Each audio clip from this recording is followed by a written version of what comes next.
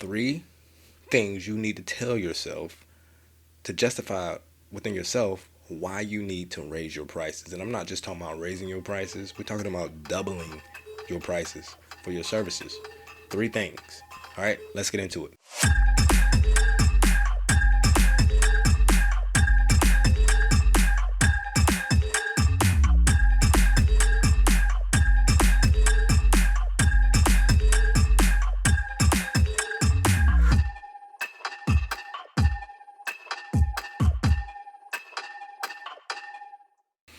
All right, so it comes a point in time in anybody's business where they look at what they're doing and realize that they're not making enough, they're not charging enough, and that they could be getting more out of their business.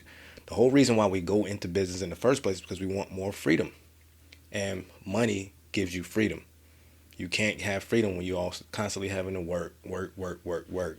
And again, who goes into business to work? Like, if you're not making money, you can't hire people, you can't put other people on, and then you're having to constantly work within your. Essentially, you're just giving yourself a job. You've created a job for yourself, and we gotta start thinking beyond that. So that's the whole reason behind wanting to or needing to raise your prices. Now, to raise your prices, you don't have to justify your prices with any customer.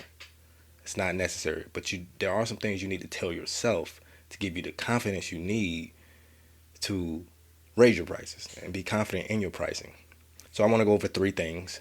And the last thing that I mentioned here is going to be the most important.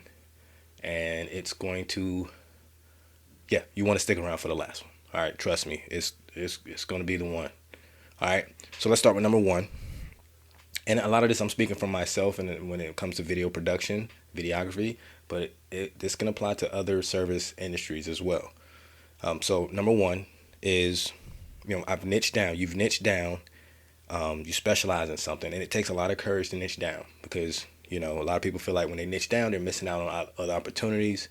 But niching down has its benefits, right? You get to your marketing. You get to focus your marketing. You get to focus your clientele, all that stuff. You get to charge more. You should be able to charge more because you specialize. But in niching down, if you have a portfolio of work you've done in a particular niche, or whatever, if you have a portfolio of, a few jobs, 10 or so projects you've done in a particular niche, like it's time. It's time. You have shown and proven that you can do the work. You can deliver quality. For me, myself, I niched down to video podcast production, which is something not everybody can pull off. I'm completely mobile. I load up my van and I go visit the client wherever they are, whatever location, their office or whatever, Airbnb or Peer Space they find or whatever. We load up and we go there and we set up full mics, lights, cameras, all that stuff. So completely mobile. Not many people can do that. We've niched down to where we got a process about it from beginning to end, pre-production, production, and post-production, making it a hands-off experience for our clients where we uploading content, uploading the video to YouTube, creating social media content for them, and making sure they're properly set up on these channels, YouTube, podcast hosting, all that stuff. So it's a hands-off experience. That's a lot. It's a lot of work, to make it so all they have to do is show up, niche down, got a portfolio of clientele of projects. That's enough right there. Like that right there should tell you, hey, I can do that, and it should tell anybody who visits your website that they can do this. They are the ones. They proven that they have the expertise, the knowledge, the equipment necessary, everything necessary to pull off this project. So that right there is a good reason, something you should tell yourself that, hey, it's time for me to raise my price. And we're not just talking about raising the price. We're talking about doubling the price. Well, it depends on where you are. But for me, in my case, doubling. And it'll make more sense when we get to the next 2. Speaking of which, let's get to number 2. This is bringing on help to help complete these jobs and make it a better experience for the client, the customer. So for me, with this video thing, my first year into us doing this full time, I was able to bring on other shooters to help pull off these projects. Sometimes we'd be outdoors doing stuff, and some of the stuff I couldn't have done by myself. Covering an event, live streaming, photos, all this stuff going on at the event. I couldn't have done it by myself. Being able to bring on people to help make this a better experience, to pull off the job, just to make it happen. You got to pay these people, right? So in paying them, that shouldn't come out of your pocket. No business expense, all business expenses are paid for by the customer in some way. Anytime a business incurs any type of expenses, they got to pass it on to the customer. That's just how it works. Businesses are meant to make money in every way possible. Anything that costs me money, overhead, whatever, gas, all that stuff, travel expenses, it's passed on to the customer. So when you got to bring on people and you're doing it and you plan on doing it at a pretty much every job. So I've gotten to the point where it's like, I don't care how small this production is, how small this shoot is, I'm taking somebody with me. It's a lot of work to do this. And there's just little things here and there that add up to be something big. Little things that, so I learned this when I had the chance to take my wife on a shoot with me to do my video podcast booth. And she doesn't know anything about this. This is her first time coming with me. And just being able to tell her, hey, plug these into that, this into that, put this here, tape that down, move those cords out the way, was so helpful to me because it allowed me to focus on other things, bigger things, framing, setting up the cameras, getting the framing right, getting all the settings in the camera right, you know what I'm saying, and just looking at it from a big picture, as opposed to me having to do everything. Because a lot of that stuff wouldn't have been done if it was just me. Like, them cables would have just been laying there, tucked away, and not taped up, looking nice and neat and professional. The other thing is just having somebody there to allow me to communicate with the client and work with the client more. So I don't have to worry about all this. Let me focus on the client and make sure they got their stuff together. This helped me so much. And so from that day, I said, you know what? I'm not going to do this by myself. I don't care how small it looks, how, I still got to have some help. So that's what I said. You know what? I got to take somebody with me. And it's not, I got to have a primary person that I'll take, then I have a backup person. Between the 2 or 3 of these people, I'm going to have somebody with me on every shoot. So having somebody on your team and adding a person to your team to help you deliver the product is a reason to raise your prices. And not just raise them, but double them. All right? And another thing with that is, looking like a team and looking professional. When I take somebody with me, they're going to be wearing my shirt with my logo. We're going to be arriving at the same time. We're going to be on the same page. The client is going to know who's doing what. Like, we look professional. We dress alike. So that's value. And the client, assuring the client that they're dealing with a business and not just somebody who is doing this as a hobby. So another reason to raise the price. So we're about to get into the third reason. I want you right now, if you haven't, be sure to subscribe to the channel Life of a Video Producer, because it is my goal to bring the content that helps others who are experiencing, or maybe something I've experienced already, and I'm gonna kind of make it so you ain't got to go through that. Help you out, help you through that. So I look at this like, man, if I'd seen this video, would this video help me 3 years ago? Yes, it would have. Allowed me to skip some of this stuff. Sorry. All right, so let's get into the third reason, and this is the big one. You want to pay attention to this. Get your notepad out. Write it down. Here it goes. Taxes.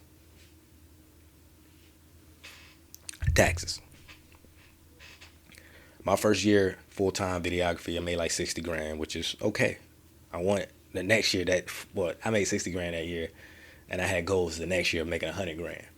But in me making that 60 grand, I spent half of it on equipment. I invested money back into the business. Equipment. A lot of which I still use. It was an investment, right? I don't have to buy equipment for a while. Like, I'm good. It's good quality equipment. So that left another 30 grand that I didn't pay taxes on.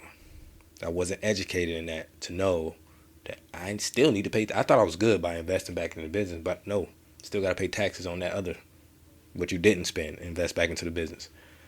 So I owe Uncle Sam a nice chunk of change, 6 grand, which I'm still trying to recover from. And it's hard to pay taxes if you're just making enough to get by.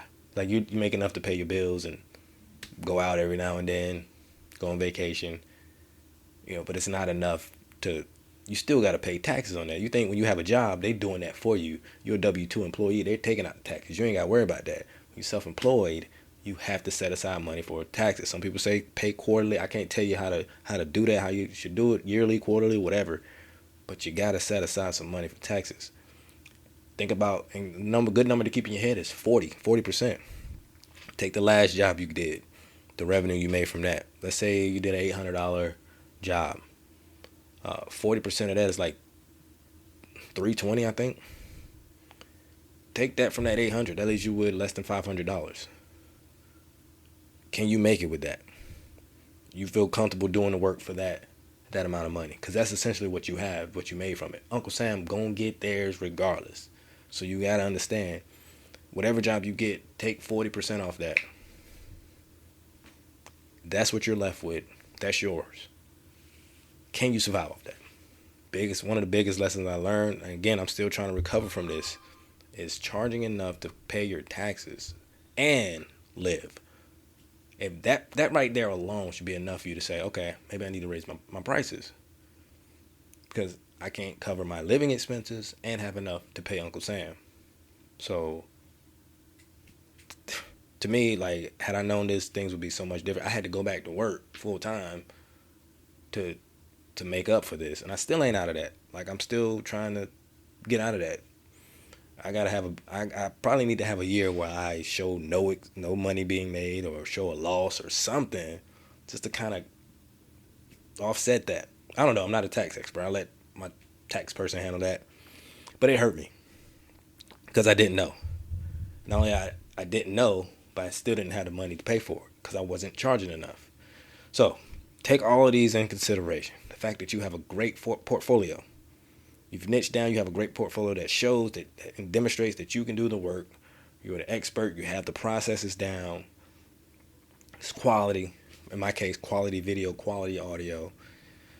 You take that, take the fact that you're going to have to bring someone with you, and the customer is going to have to pay for that person.